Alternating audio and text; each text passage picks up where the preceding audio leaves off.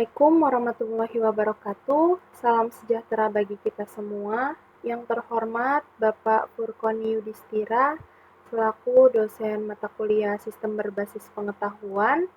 Perkenalkan, kami dari kelompok 2 yang beranggotakan Rahmat Rifardi dan saya sendiri yaitu Riana Alfia. Kami akan menjelaskan tentang metode dan implementasi forward chaining. Forward chaining ialah suatu metode dari mesin inferensi untuk memulai penalaran atau pelacakan data dari fakta-fakta yang ada menuju suatu kesimpulan. Metode ini bisa disebut dengan data driven. Pada proses ini akan dilakukan pengecekan terhadap setiap rule untuk melihat apakah data yang sedang diobservasi tersebut memenuhi premis dari rule tersebut. Apabila memenuhi, maka rule akan dieksekusi untuk menghasilkan fakta baru yang mungkin digunakan oleh rule yang lain. Konsep forward chaining, di sini ada beberapa fakta yang menghasilkan sub-goals. Nah, sub-goals ini menghasilkan goals atau tujuan. Di sini ada tipe sistem yang dapat dicari dengan forward chaining. Yang pertama ada sistem yang dipresentasikan dengan satu atau beberapa kondisi. Yang kedua, untuk setiap kondisi, sistem mencari rule-rule dalam knowledge base untuk rule-rule yang berkorespondensi dengan kondisi dalam bagian if. Ketiga, setiap rule dapat menghasilkan kondisi baru dari konklusi yang diminta pada bagian then.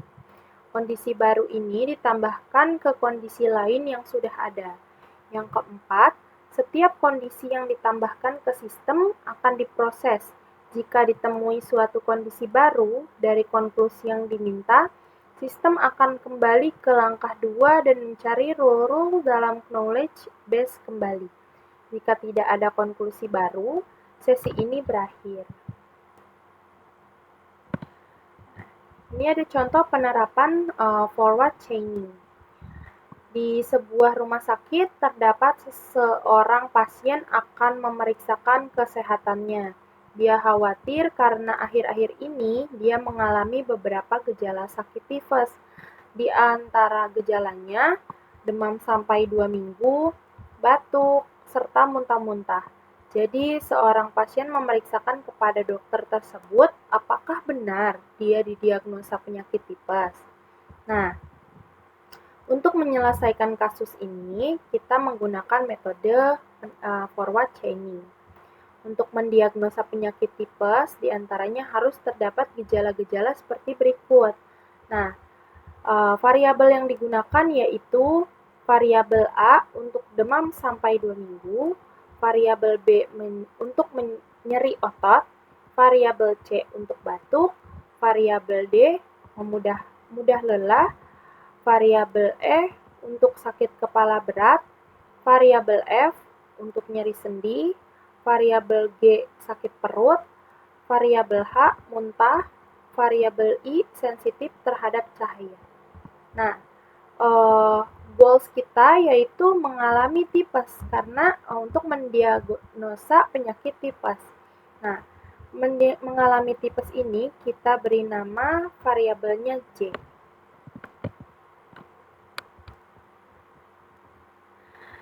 J merupakan goals yang akan dicapai dan fakta awalnya adalah A, C, dan H. A, C, dan H yaitu yang tadi disebutkan demam sampai 2 minggu, batuk, serta muntah.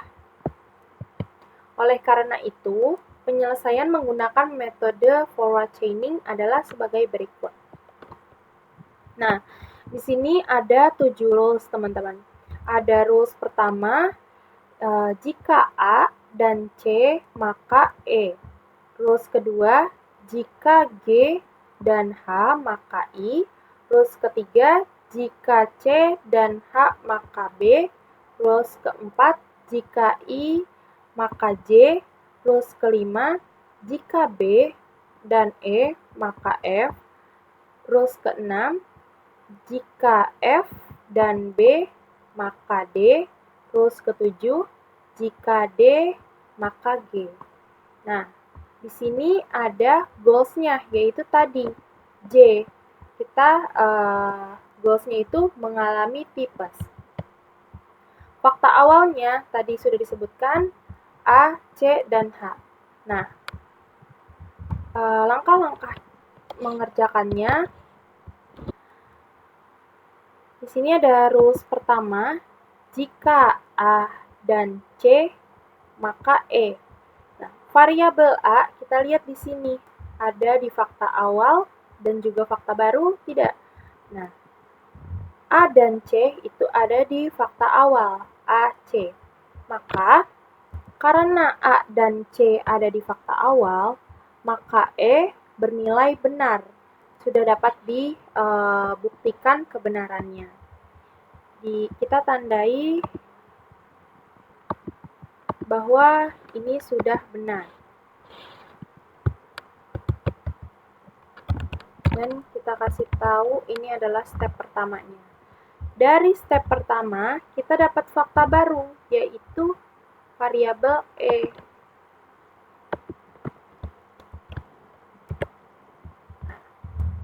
Selanjutnya, rules kedua, jika G dan H, maka I.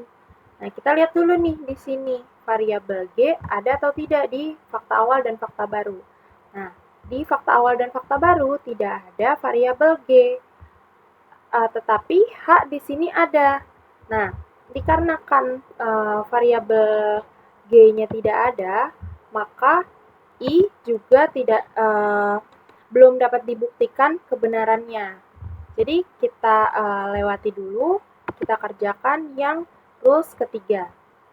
Jika C dan H, maka B. Di sini variabel C ada di fakta awal C.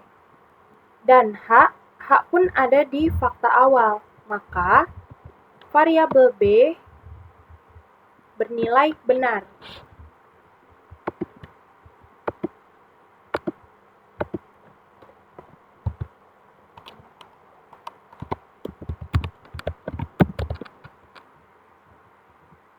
Kita mendapatkan fakta baru dari step kedua, yaitu B.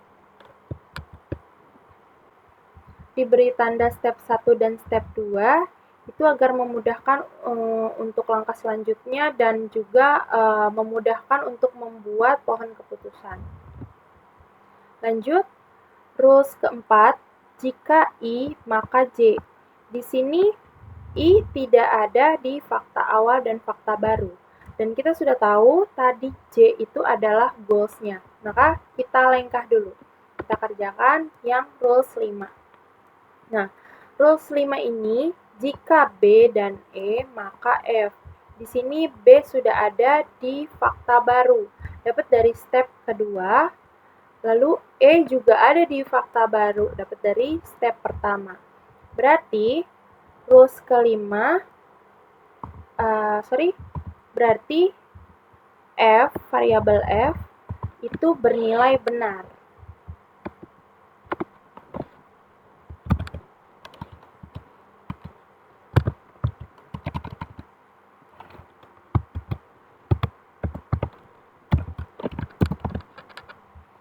Kita dapat fakta baru yaitu F.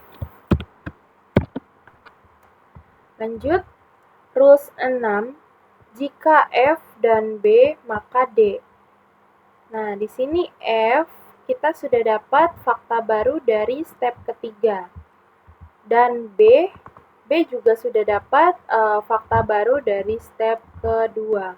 Maka D itu bernilai benar.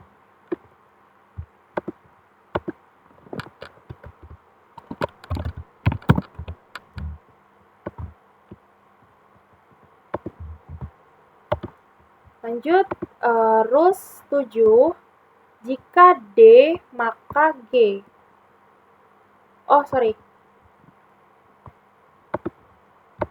Nah, kita dapat fakta baru lagi nih, yaitu variabel D. Lanjut, rules 7, jika D maka G. Nah, di sini D kita sudah dapatkan dari step 4, maka G bernilai benar karena D-nya sudah ada di fakta baru.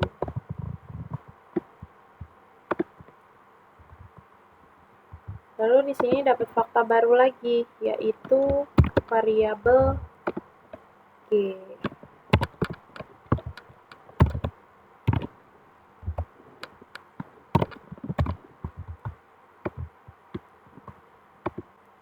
Kita lanjut ke rules yang belum dapat dipastikan kebenarannya. Di sini ada R2 dan R4. R2, jika G dan H, maka I. Nah, di sini G dan H itu sudah bernilai benar karena ada di fakta baru dan juga di fakta awal. Maka I bernilai benar juga.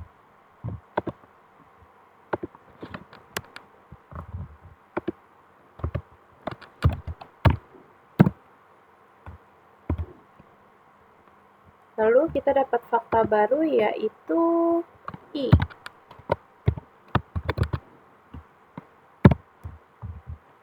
Lanjut ke rules keempat.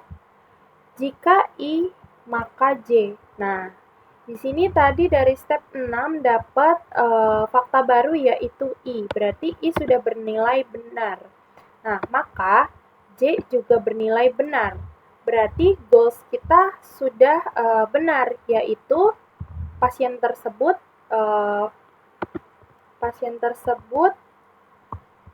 mengalami tipes. Nah, berarti bernilai benar.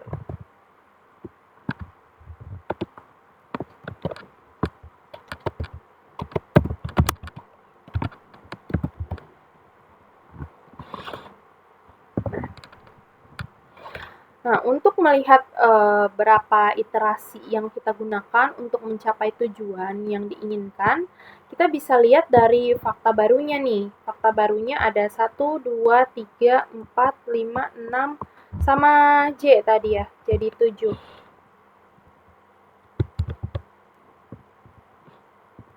Artinya, terdapat 7 iterasi untuk mencapai suatu tujuan yang kita inginkan.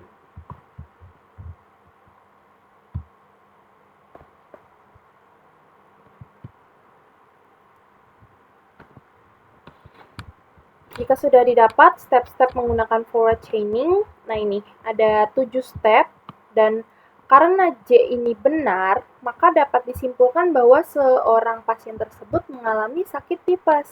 Gitu. Jika didapat step-step menggunakan forward chaining, yaitu sebagai berikut. Nah, karena J-nya benar, maka dapat disimpulkan bahwa seorang pasien tersebut mengalami sakit tipes. Nah, ini pohon keputusan dari kasus yang tadi kita kerjakan. Fakta awalnya adalah H, C, dan A. Nah, dari step 1, C dan A menghasilkan E. Step 2, H dan C menghasilkan B. Step 3, B dan E menghasilkan F. Step 4, B dan F menghasilkan D. Step kelima, D menghasilkan G, step ke-6 H dan G menghasilkan I, step ke-7 yaitu I menghasilkan J. Nah, goals tersebut adalah J, maka J bernilai benar. Berikut adalah langkah-langkah sebelum melakukan perhitungan forward chaining menggunakan teknik iterasi.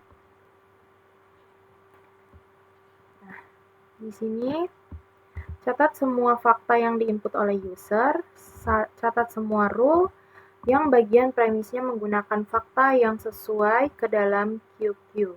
Sampai tidak ada rule pada Q, analisis rule pertama pada Q. Jika premis tidak terpenuhi, hapus rule dari Q dan kembali ke A.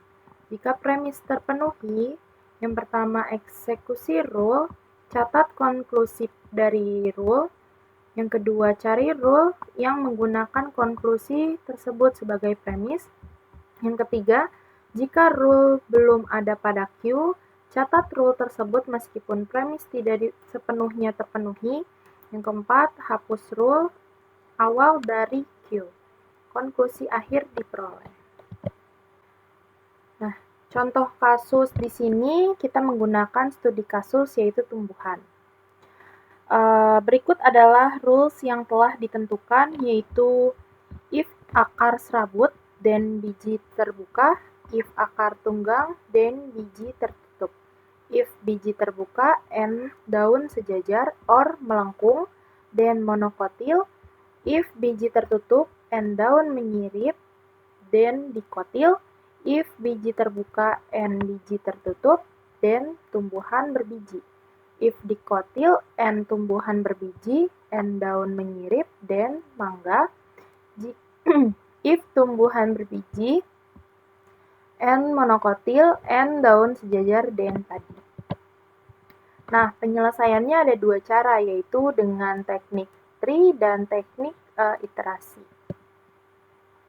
Berikut penyelesaian dari teknik tree.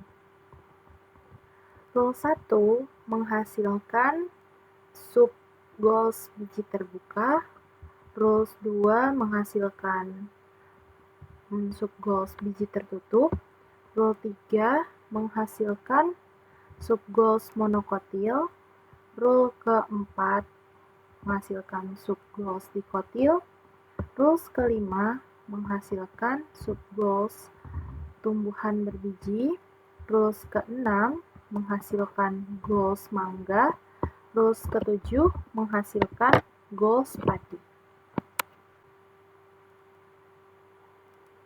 Yang menjadi pembeda dalam setiap sub-goals yaitu warna kuning untuk sub-goals dan warna hijau untuk goals. Di setiap rule terdapat dua kondisi, yaitu OR dan AND. AND disimbolkan dengan garis melengkung, dan OR disimbolkan dengan garis lurus mendatar. Yang kedua yaitu menggunakan teknik iterasi. Langkah untuk teknik iterasi yang pertama yaitu catat semua fakta yang diinputkan oleh user. Di gambar ini ada dua jenis fakta yang berwarna hitam dan juga berwarna merah. Fakta tambahan yang kedua, catat semua rule dari bagian premisnya menggunakan fakta yang sesuai ke dalam Q. Di sini kita ambil contoh fakta akar tunggal. Contoh fakta akar tunggal. Lalu selanjutnya kita cari rule mana yang bagian premisnya menggunakan fakta akar tunggal. Di sini kita menemukan rules kedua menggunakan premis akar tunggal. Maka dari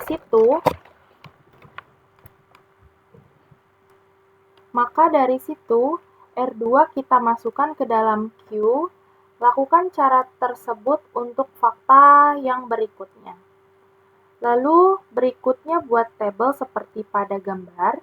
Tulis semua rule yang ditemukan yaitu R2, R4, R6, dan juga R7. Kemudian analis rule pertama pada Q. Sebagai contoh R2 kita lihat dulu apakah premis di R2 masih mengandung fakta.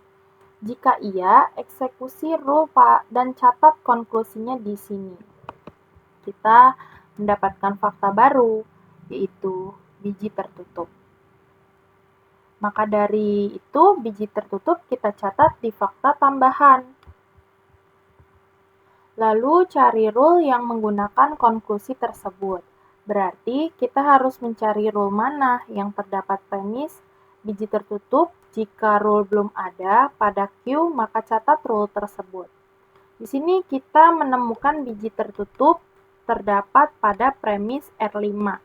Maka R5 ditambahkan ke dalam Q dan hapus rule awal dari Q.